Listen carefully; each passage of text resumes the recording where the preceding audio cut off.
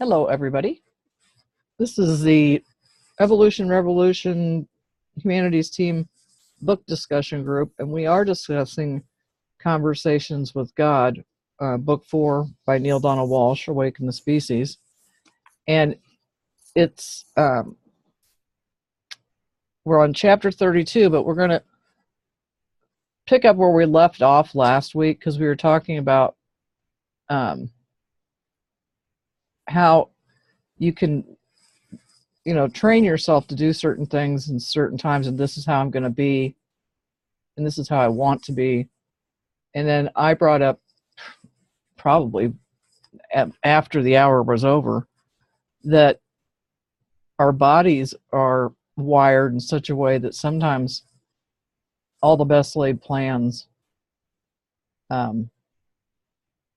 don't pan out as the way we think about them. But I think it's an interesting topic for discussion. And Angela last time had said,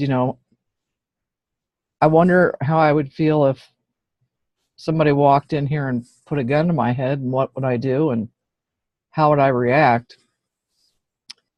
And some of you may know this story, but in the mid-1980s, I was running a restaurant, an upscale restaurant, and it was prom night, and so there was lots of young people. And this regular customer came in, and he came in a little bit early, and I opened the doors for him because he was a regular customer. And he was acting kind of weird. And I couldn't really figure out what was going on, but he ordered his usual beer and his usual shrimp cocktail. And he was sitting at the bar. And he always sat at the bar. And then he moved himself over to a table, which I thought was weird. And I'm still not making much of it. And by this time, the restaurant was filling up with all these young people for prom night and others because it was a Saturday night. And one of the cocktail waitresses asked me to please go get her 2 rolls of quarters. And so I walked to the back office, and then the in-house phone rang in the office. And it was one of my bartenders, and he was saying, Wayne's got a gun. He's got a gun. And this is this regular customer. And I was like, what? So I picked up the other phone in the office and dialed 911 and said that there was a customer. And then I heard gunshots from the local line. And I was in control. I didn't go into hysteria. I didn't go into panic. I was kind of the mom of the crowd. So I needed to keep it together for everybody else to keep it together. And a lot of chaos went on in this 3-minute thing. And he shot up the bar. He didn't shoot any of the customers. And my bartender was in my ear, quite freaked out, saying, he's going to shoot somebody. He's going to shoot somebody. Then I heard another bartender say, I heard a gunshot, and I heard the other bartender say, you've probably just ruined my Navy career, because he had held the gun right by the guy's ear. And then I said, my house was on the phone with the police, and the police didn't want me to leave the phone. And I said, I've got to get back up there with my people. So I threw the phones on the desk, tore off up to the bar, and got there just in time to see Wayne shoot himself in the head. And I am pretty sure shock was taking care of me at that moment. I was still able to function.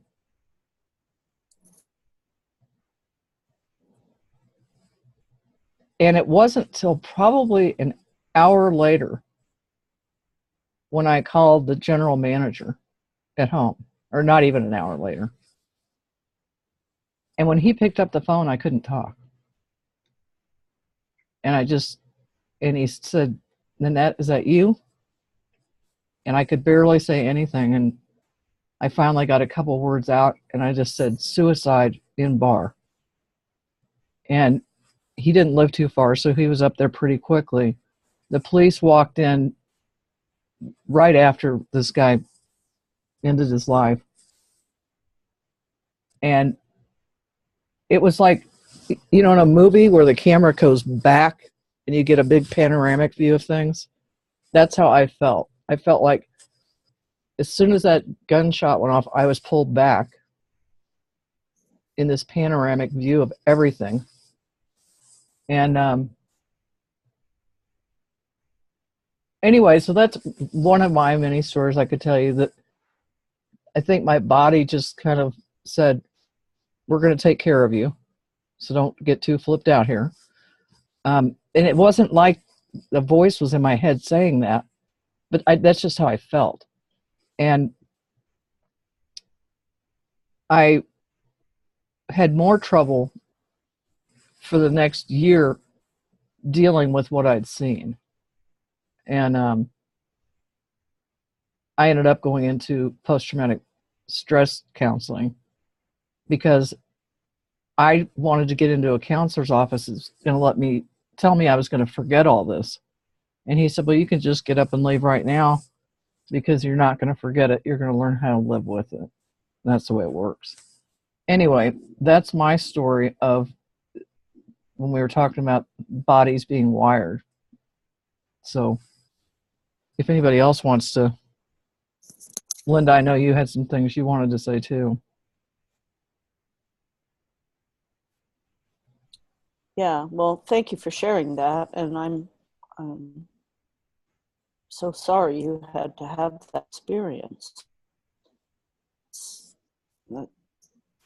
That's really powerful experience to have to recover from.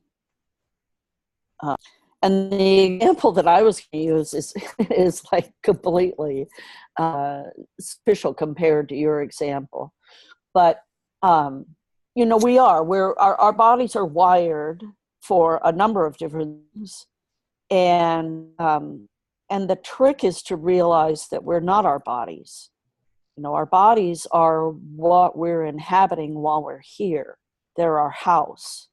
They're, Bruce Lipton calls it our meat suit. And I had an experience specifically talking about the wiring of fight. So, when we're attacked, or when we give ourselves to be attacked, our body has just wiring that kicks in. And one of those is to freeze. One of those is to run, flee, and one of them is to fight. And the example that I wanted to share was the one of fighting, because when you do this work for a long period of time, you kind of move beyond some of these things. And so arguments and fighting, like for me, happen very rarely, if ever. But I had to call over to our county, for lack of a better word. We call it a borough, but it's basically like a county. And I called over to the road department about this road that I live on or near.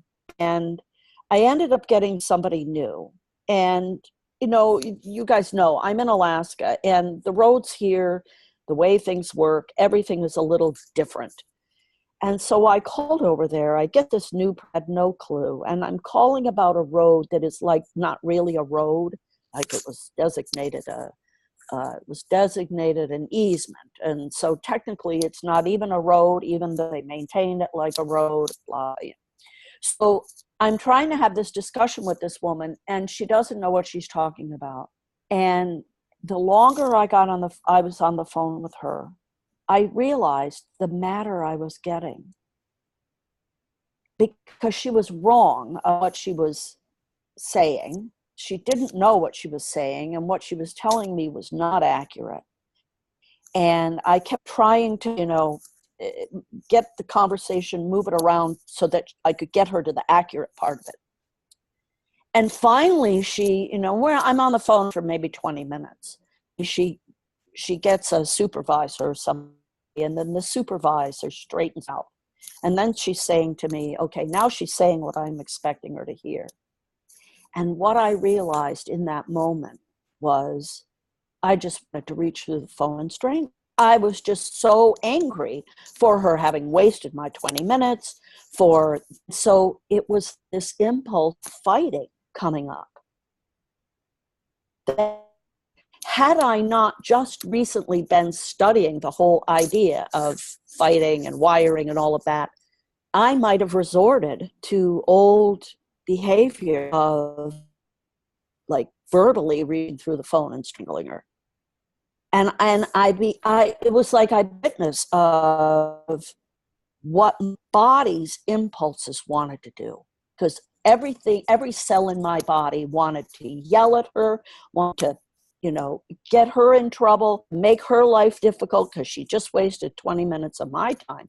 Then there's this other part of me that's like the conscious observer going, wow, this is really interesting, Linda. Don't do that. Don't do what your body's impulses are. And I didn't. But it was just such a beautiful example of how that happened. We get caught up in the day-to-day, and all of a sudden, these what you might think of as an old pattern out. Well, it's not really an old pattern, it's a wired pattern. And we can stay conscious, and we can not give in to those biological urges. But the first thing is you have to become conscious that that's what's happening to you. And I think that's the things that in our educational system, I think we fail our children. Because I think if we were to teach our children these kinds of things at early ages, where they would understand what was happening in the sandbox, being with their friends, they could avoid, all kinds of unhappy moments just through consciousness, even as children. So that was. I actually think that's a great example, Linda, because in my early parenting days, I could get my trigger pulled so quickly when one of the kids did something that didn't make me happy. Mm-hmm. And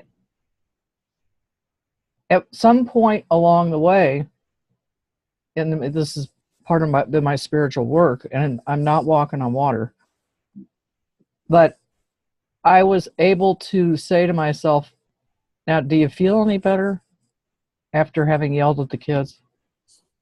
No, did not. And so that for me was a real pivoting point. And it wasn't immediately that I was not, could get shot out of the rocket. But I do think with practice, what you just said, if I yell at this woman over the phone and tell her what's what, is that going to make me feel better? And Neil actually has a thing that he says. He goes something like, but are you hurting me because you think it's going to make you feel better? And I'm paraphrasing how he says that. Right. But that really stuck in my mind along my travels, is that I must be in so much pain if I think that making you feel pain, I'm going to feel better. So that's sort of I think it's a great example. Anybody else want to share?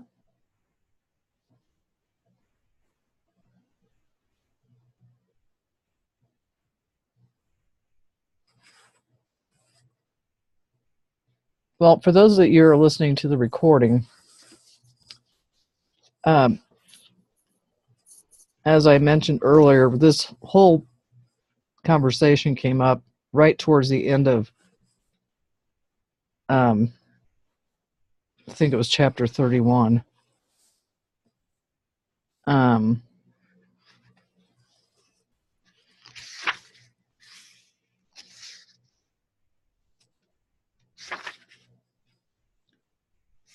course, I didn't mark it, which is unusual for me.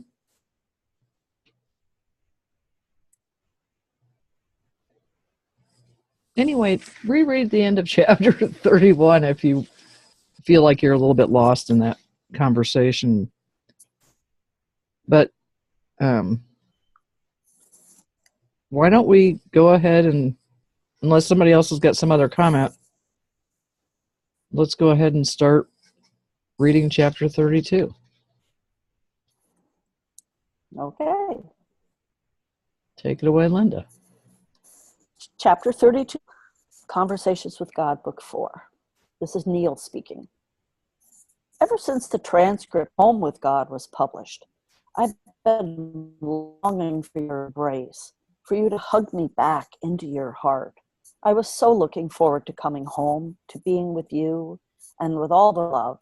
When I did what I could die, are you telling me now that death is simply life going on endlessly, with me switching back and forth from one of existence to another throughout eternity? I understand how that would seem unappealing, but what's been said here about entities and disembodying does not include the middle chapter of the story. Didn't you think it should? Yes, and I wasn't going to let you walk away from here without going over that. But I know how impatient you are, and we're moving deep into meta-exploration of the difference between highly evolved beings and human beings, particularly as it relates to physicalizing and dephysicalizing at will. And you wanted to cover that thoroughly, so we did. Now that this has all been explained, double back to what happens to be the moment that you call death. If you hadn't asked the question, I would have brought it up. For me to ask a question before you tell what you think you wait to ask a question before you tell me what you think it would enormous benefit for me to hear. That's interesting. What if I didn't ask the right questions? Hey, Linda. Well, actually, I inspire your question. Linda. What? Will you turn your screen off? Because you're having a little bit, there's something funky going on with your sound. Okay, let me turn my video off. There you go. Okay, let's see.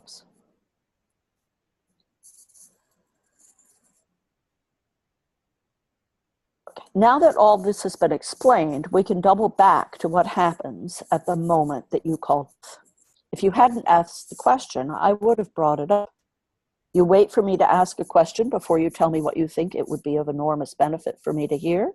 That's interesting. What if I didn't ask the right questions? Well, actually, I inspire questions. I've been doing that from the beginning, and you listen closely to your inspirations and act on them.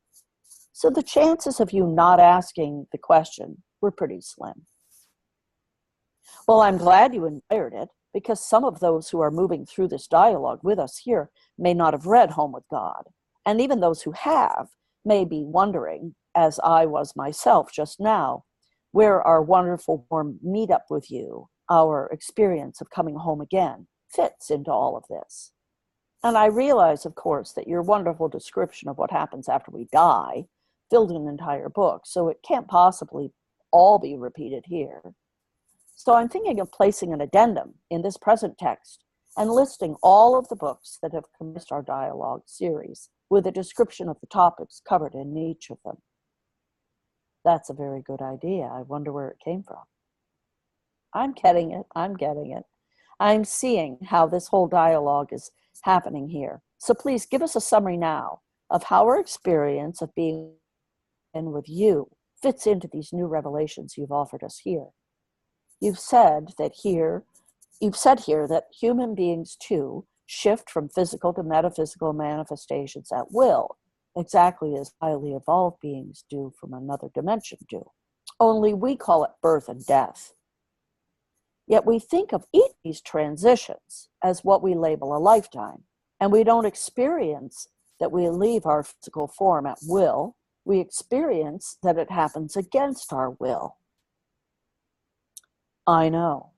That's why this is of a focal point of the conversation that you described in Home with God. Repeat what was said there and in this conversation earlier. No one dies at a time or in a way that is not of their choosing. Again, I know this is not an easy concept to embrace, but dying at a time or in a way that is not of your choosing would be impossible given who and what you are. All of the revelations in the body of work that I have called Conversations with God rest on the single premise that we are, all of us, individuations of divinity. In other words, God manifested as humans. And not only as humans, as you know now, all sentient beings, cosmos, are manifestations of the only thing there is. In other words, God. In other words, me, yes. Yet some of these beings, according to you, are nevertheless violent. Yes, all sentient beings are given free will, and not all use it in a way that is peaceful. On the other hand, not all sentient beings on other planets in the realm of the physical are violent. There are civilizations that are not. In your own greatest proclivity, if your own greatest proclivity is to find and create peace, gentleness, and love in your life, and to place it in the lives of those around you, though these other sentient beings resonate with you from afar. They can feel my energy from that. Absolutely. The energy that emanates from the core of your being reaches deep into the cosmos, extending into infinity. Your own scientists are now developing instruments that can receive interstellar signals from deep space. Members of advanced civilizations in the physical dimension have become such receiving stations themselves. And when they identify a particular source of that energy, which you call peace, it resonates with how they experience themselves. These civilizations then will reflect back to you, magnified, to signal to you that you are not alone and are being supported in your experience. Some people I'm very close to feel very certain that these such civilizations exist and call them star family. That is an apt description. And members of this family are very happy to know that highly evolved beings from another dimension are also offering your assistance, often in a more direct way that eliminates the gap between your planet and others in the physical realm, given that Hebes have overcome the artificial limitations of time and space. Now, back to the subject at hand. When those of you in the realm of the physical disembody, you simply re-identify. I have said to you before that death is merely a process of re-identification. In other words, during our life on Earth, we have actually been living a case of mistaken identity. Exactly. And after what you call death, you come alive to who you really are, and you do return to what you've called home, rejoining first with all of your loved ones, then reuniting with the all.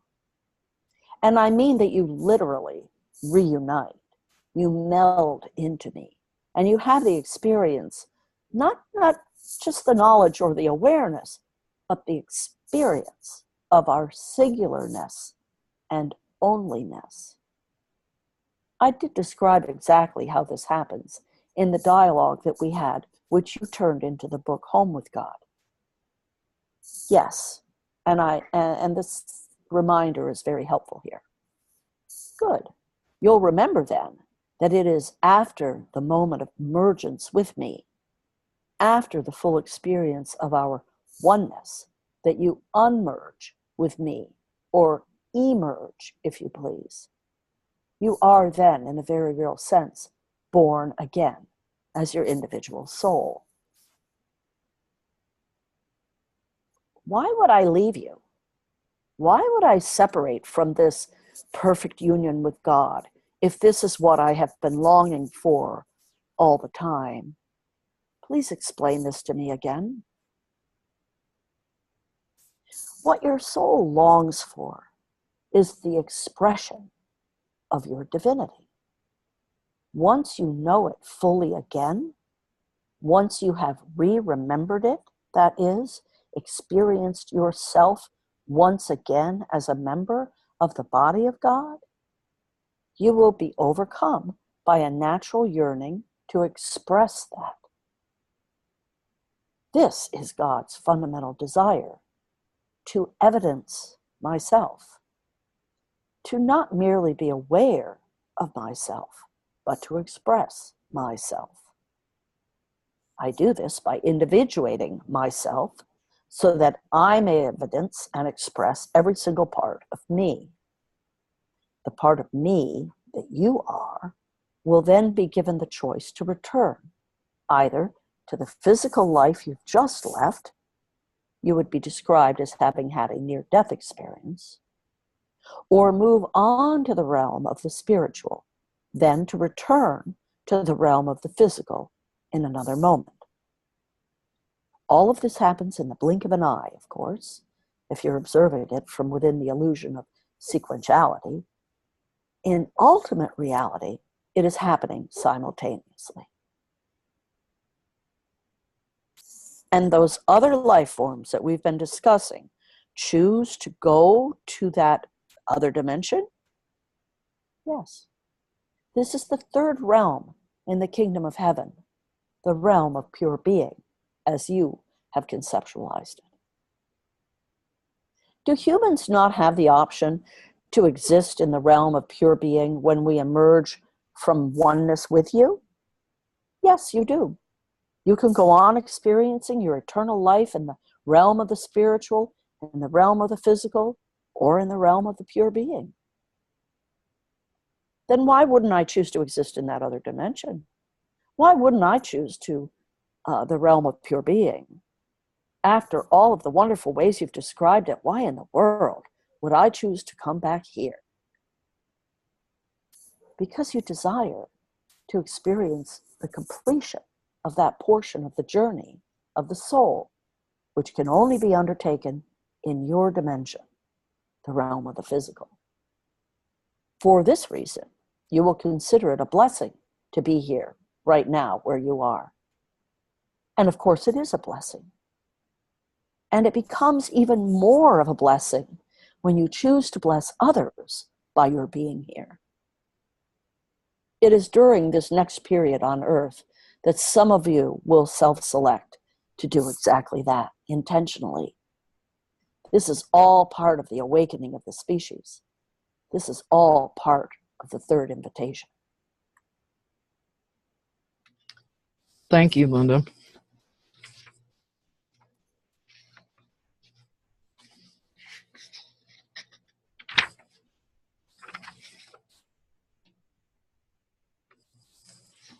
How many have read Home with God? Okay, me too. It's my favorite book. I like them all, but that one just really spoke to me. Well, who has a comment or question?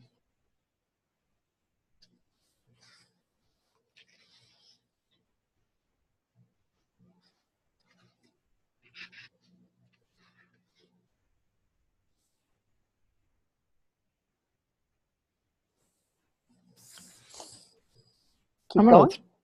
I'm going to throw a question out there. Because something that you were reading, where Neil saying, well, why would I want to come back here? And blah, blah, blah. And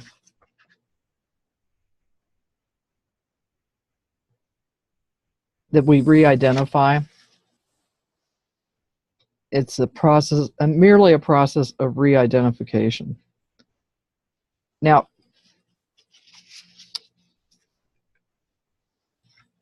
my biological father died when I was 8. My second dad, who was a wonderful man, died when I was 35. And then my mother died when I was 48. And for some reason, that re-identification thing made me start thinking about, do our loved ones, and I know the thing about simultaneously, but it's hard for me to wrap my head around. But like, for instance, my mother died 13 years ago. So how long does she hang out in the oneness with God? Or is it rather a quick thing and now she's a pre-teenager? My biological father would be in his 50s, and my second dad would be in his 20s. And it just made me think, that's just the thought that went through my head. It was a random thought.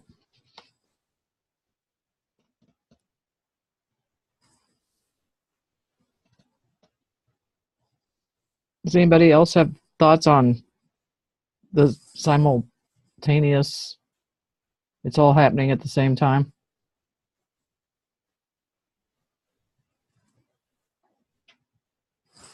Just that it is.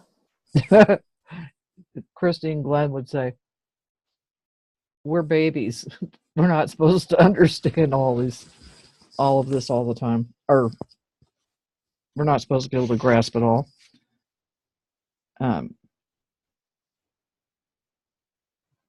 In terms of your question, how long she would be up in the other realm before coming back, I think it's either in this book or in one other book. It's mentioned by Neil that the time we are off somewhere usually is at the same. I'm mixing it up with another book. It says in there that the time we are out of the physical realm is about the same time we normally live in the in the physical realm. Then we go to the other realms, and there we stay about the same earthly time we have been here. How that fits with the simultaneous thing, yes, it's a difficult thing to how to, as you said, wrap our mind around it. No, that actually is helpful because it also makes me think. When I was 7 and I asked the nun that was teaching the class, and I got really confused about, and I didn't know anything about the birds and the bees or sex or anything, but I got really confused how Adam and Eve could be the first 2 people, and they had 2 sons, and believe me, I knew nothing about people being gay at that age. But I did figure, since you only saw women that were pregnant, that was the way that worked. And I remember going up and asking Sister Frances Margaret, how does that work? And she said, well, you have to have faith. And I, now that I'm older and I realize that that's a story to represent something else, I understand it. But I remember being kind of irritated with Sister Frances Margaret because I was like, faith doesn't answer my question. But when Linda, you said about this simultaneously, just because it is, I can see that as a whole different kind of answer now. And again, bringing up Christine Glenn, is that, who says we're supposed to completely understand all this? I mean, we are talking about God. So, and Andreas, I wouldn't feel the least bit bad about confusing books. I've been known to do it a few times. I'll be talking away and I'll go, wait a minute, that was not Neil. or it wasn't one of his books. But anyway, anybody else? Or shall we march on? Let's go. Let's see how long this chapter is. See if we have time to. Yep. Let's go ahead. Oh, there you are, Linda. For some reason, your Brady Bunch picture moved to the center. Okay. Okay. Okay, go ahead. Your quick summary here of your very detailed previous conversation with me about the afterlife experience makes it more and more apparent to me that a key element, a vitally important element of the process of awakening is understanding that life has no end, ever, ever, ever. Because when we understand this and live it, everything changes. The complete Home with God transcript is a remarkable text that could alter one's whole understanding of life and that could bring wonderful comfort to any person or family member of a person facing end-of-life circumstances. So I hope that everyone will read it. And while this statement about life never ending has now been made over and over again, I'm not sure that the real importance of it has been emphasized. This is more than a random and interesting metaphysical fact. This is a critical foundational understanding. Yes, all that you see around you is nothing more than energy, expressing in different ways. Energy can neither be created nor destroyed. It always was, is now, and always will be. What you call life and death is simply essential essence manifesting as you, simply changing form. Now, the movement of life, what you call its activity and progress, is simply a process of energy exchange. The difference between the dimension in which you live, which is the physical realm, and the other dimension is that in your dimension, the exchange of energy is sometimes a violent process, whereas in the other dimension, it never is. Never. And that brings up again what you've referred to here over and over again as another dimension and the highly evolved beings who are supposedly helping us now. Not supposedly, actually. Okay, actually. So how is that happening? Assuming that such beings actually exist. It's not an assumption, that's a fact. Given that such beings exist, where are they from? What is this other dimension you keep talking about? There is an entirely different community of beings living in an entirely different way in what you would consider an entirely different universe. All right, let me get clear here. Are you talking about an alternate reality or what has been called a parallel universe? Some in your worlds have used those words to describe it, yes. Is this parallel universe a mirror image of our own, simply reversed? No. Parallel does not mean identical. Parallel means alongside of. What you are now terming here, a parallel universe, exists side by side with the universe with which you are familiar. But it is in no way identical or even nearly the same. That is why it has been referred to here as another dimension, a metaphysical dimension. A dimension in which, as we explored earlier, entities express themselves as metaphysical or physical, depending on, on what serves their purpose, which you told us earlier is to assist all sentient beings in the realm of the physical, in the understanding, expressing, and full experiencing of themselves as they really are. Tell me this. Why would he choose to come to Earth, where the species is so young and apparently so unable to learn or unwilling to embrace, even after millennia, the simple basic formula we've been offered here for producing a wonderful life? Why not go somewhere else to help a species awaken? Why not go to a planet where the entities are far more advanced and maybe just a few steps away from embracing the understandings that it takes to fully awaken? Some do. Your planet's not the only place that highly evolved beings from another dimension have visited. Well, good. At least they don't have to confront failure after failure among one of the youngest species in the cosmos. There is no such thing as failure in the experience of highly evolved beings. The simple commitment to undertake anything and the actions and activities involved in doing so provide all the sense of achievement or accomplishment that a heap desires. It is the best and highest expression of self for which a being at this level of consciousness yearns.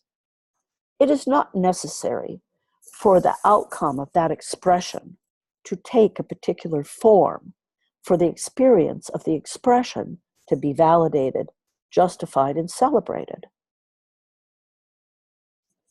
What a point of view. What a healthy point of view. Have you never done anything for the sheer enjoyment of it? Does a specific result have to emerge from everything you undertake in order for it to have been fun for you? No, of course not.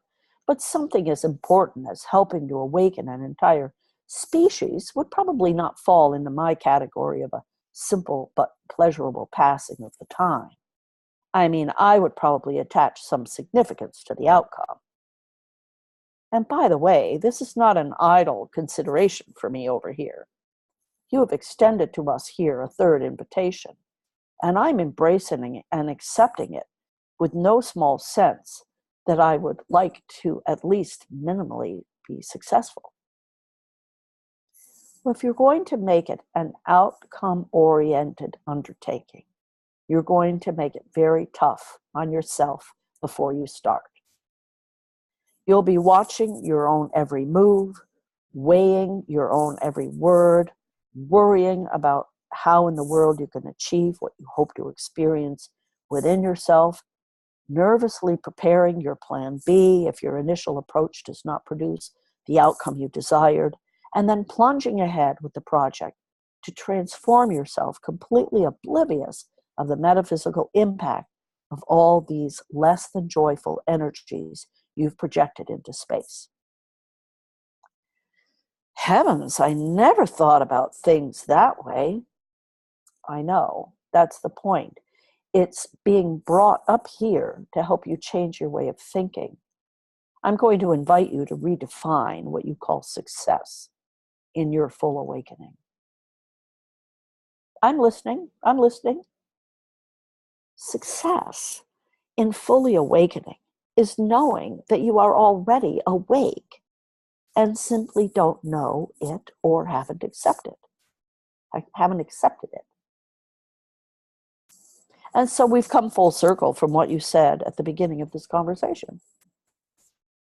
We have, because it is one of the most important messages with which I could both begin and end all meaningful interaction with you. Awakening is not about changing yourself. It is about changing your thinking about yourself. It is about knowing that you are, as I said to you earlier, whole, complete, perfect, exactly as you are right now.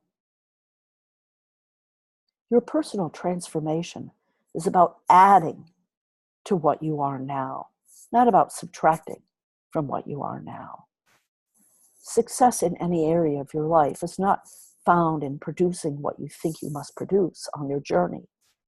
It's found in the love, the joy, the happiness, and the sense of true self that you experience, and that others experience in their life because of you along the way. That alone can produce the rest of what you think you are supposed to produce. You're saying it's the journey, not the destination. That's an old saw, that's nothing new. This whole discourse is nothing but a reminder, one big reminder. Everything here you've heard before, known before, even experienced before. The purpose of all of our conversations is, and always has been, the same: to transform you into a person who knows that you already know and simply haven't accepted it. That's why everything you've heard from me, everything you've read in any of the transcripts of any of our conversations has so often felt to you as something you've already known. This includes the information here about highly evolved beings from another place. You've known and understood that such beings are around since you were a child. None of this is new to you. You're right. I'm totally comfortable with this. And I know that they're not here to harm us. If they wanted to harm us, they could have done so 1,000 ways over 1,000 years. That's correct. So you're telling me that they're not goal-oriented. Success for them is not about producing a particular outcome. It is not. Not in the sense that you mean. Highly evolved beings are expression-oriented. They seek only to express and experience who they really are. And one way they do this is by offering and providing love and guidance, help and companionship to all sentient beings as those beings move through their own evolutionary process. You're doing the same thing on Earth. We are? Think about it. All you're doing on Earth, helping each other as a means of expressing and experiencing who you are. You're helping each other solve a problem, helping each other create a better life, helping each other get well, helping each other feel better, helping each other know more, helping each other experience joy, laughter, and a good time, helping each other with, you call your earthly activities jobs or occupations, but all you are doing is helping each other. The result in both cases, the activity of Hebes and the activity of humans, is the same: energy exchange. One form of energy changes into another.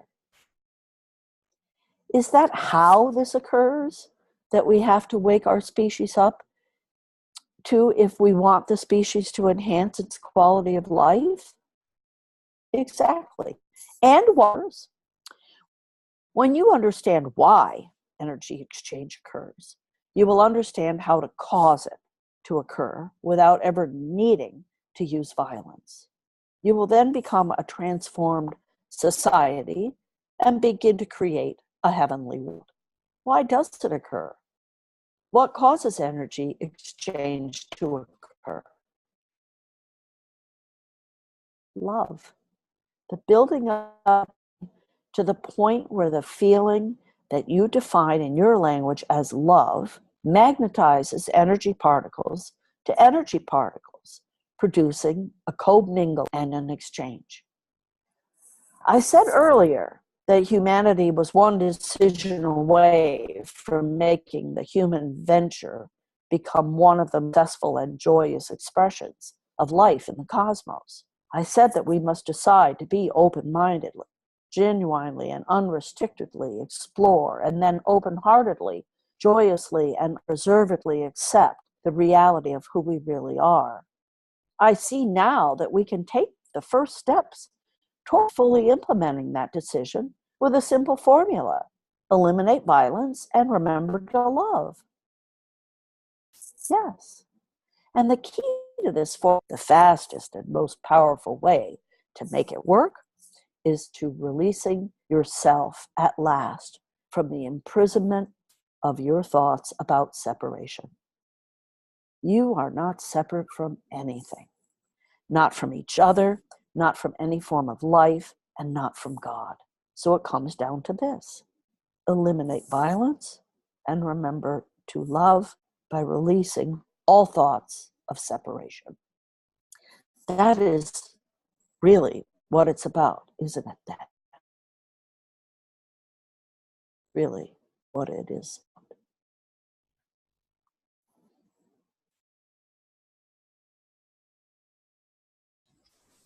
Thank you. I like that chapter. Yeah, I really like that chapter. Maintaining all thoughts of separation. Realizing all thoughts of separation, I like that. An exchange of love, of course.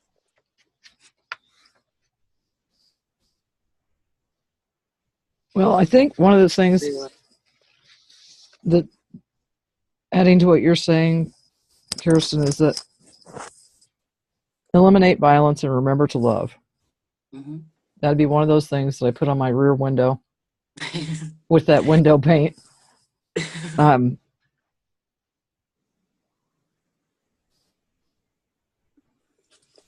it's real. God and Neil are really trying to deliver the idea that we already are awake, Mm-hmm. but we just haven't accepted it or don't know it.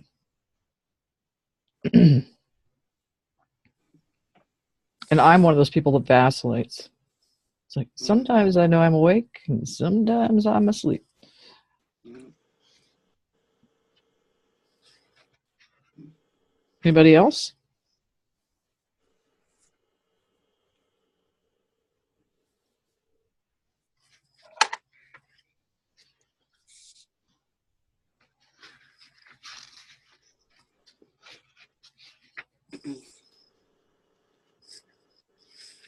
Well, maybe when we start the hour next week, we can talk about when we do vacillate from being in the awake, going into the sleep, which kind of reminds me of your story earlier, Linda, about the conversation with the person about the road. Is what are some of the things that, as we've moved on our spiritual paths, that have helped us to stay more on the path rather than off the path? And I think we could come up with some interesting conversation about what we do besides read books. And it can be beneficial to others who listen to the call or who are on the call. Mm-hmm. Well, anybody have any last minute thing they want to say? I missed the meditations that we had at the end. Yeah, and Our Shabana's wonder not. moments, we seem to have lost that. Yeah, we should continue that. Yeah, it's powerful. That's why I suggest it's powerful. Well, if somebody wants to do a 2-minute meditation, you certainly can. Shabana dropped the call, so Yeah. it's kind of her wheelhouse. Yes. We'll remind her next week. Yeah, we'll tell her she's got to do it twice. So we are going to begin on chapter 33 next week. And 34, isn't it? oh, why yes, unless we want to just 34. repeat. Correct. And I'll be reading to you from Portland. Oh, What do you be doing in Portland? Ken Stone doing imitation work that weekend, and I'm gonna fly down for it. Excellent. Excellent. All right, everybody. Love you. I will get this posted shortly. And super. onwards and upwards. Thanks for Onward. joining us. And I'll be in touch with you, Kirsten. Okay, thank Okay. you. All right. Love you all. Love you Okay. all. Bye-bye. I will be back in Bye. China next week. Yeah. Okay. Okay. Thank you. Thank you. Good to Okay, see you, bye-bye. Andres. See you. Bye. Bye bye.